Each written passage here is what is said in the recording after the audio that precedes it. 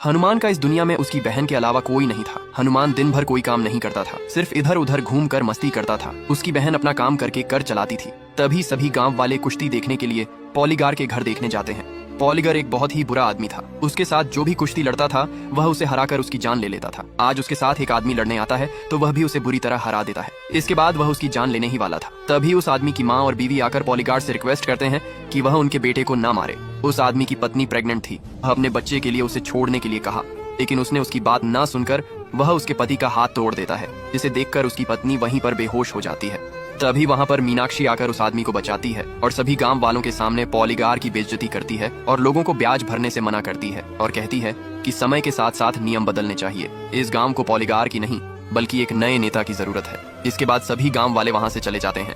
पॉलीगार अपने आदमियों से गांव वालों के मन में डर पैदा करने के लिए कहता है, जिसके बाद उसके आदमी गांव वालों को परेशान करने लगते हैं और उनके कमाए हुए पैसे चुरा लेते हैं और गांव में बनने वाले अस्पताल की सारी कमाई भी ले जाते हैं और कहते हैं कि अगर कोई भी कालिया पहलवान की बेइज्जती करेगा और ब्याज भरने से मना किया तो उसे बहुत भारी कीमत चुकानी पड़ेगी। दूसरी तरफ हनुमंत मीनाक्षी को बचपन से पसंद करता था, लेकिन वो उससे अपने प्यार का इजहार करने से डरता था। अब एक रात जब मीनाक्षी बस से घर जा रही थी तो हनुमंत भी मीनाक्षी के पीछे बस में होता है और अपने साथ लाए हुए पायल को मीनाक्षी के पैर में पहनाने लगा।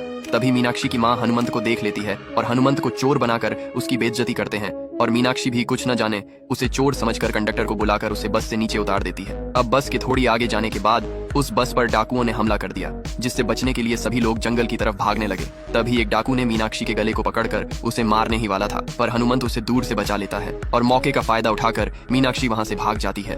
पर हनुमंत को सभी डाकुओं ने घेर लिया और उसे बुरी तरह मारकर नदी में फेंक दिया। अगले दिन हनुमंत बेहोशी की हालत में नदी के किनारे बेहोशी की हालत में पड़ा हुआ था, जिसे कुछ गांव वाले देखते हैं और उसे उठाकर उसके घर पर ले जाते हैं। हनुमंत के हाथ में एक चमकता हुआ पत्थर था। हनुमंत की बहन डॉक्टर को बुलाकर उसका मरहम पट्टी करता है। हनुमंत का हाथ पैर पूरी तरह टूट चुका था। जब हनुमंत को होश आता है तो उस पत्थर को देखने लगता है। जैसे ही हनुमंत उस पत्थर को धूप में रखकर देखता है तो अचानक उस पत्थर में से बहुत तेज रोशनी निकलता है और उसे कुछ व्यंजन आने लगता है, जिसके बाद उसकी आंख एकदम लाल हो जाता है और उसका हाथ पैर भी एकदम से ठीक हो जाता है और उसके शरीर के घाव भी भर जाते हैं। खुद को पूरी तरह ठीक देखकर हनुमंत दोबारा मीनाक्षी को पटाने के लिए निकल पड़ता है। रास्ते में कुछ गुंडे स्कूल के बच्चों से उनकी टिफिन छीनकर खा रहे थे। जो भी उनके लिए अच्छा खाना नहीं लाता था वह उन्हें मारते थे। तभी मीनाक्षी आकर उन पर गुस्सा होती है, मगर मीनाक्षी का दादा उसे रोक लेता है और मीनाक्षी वहाँ से चली जाती है। हनुमंत भी उसका चैन लौटाने के लिए उसके पीछे पीछे आ रहा था। तभी वह गुंडे लोग उसकी चेन छीन लेते हैं। जब हनुमंत अपनी चेन मांगता है तो वह गुंडे उसे गेम खेलने के लिए कहते हैं।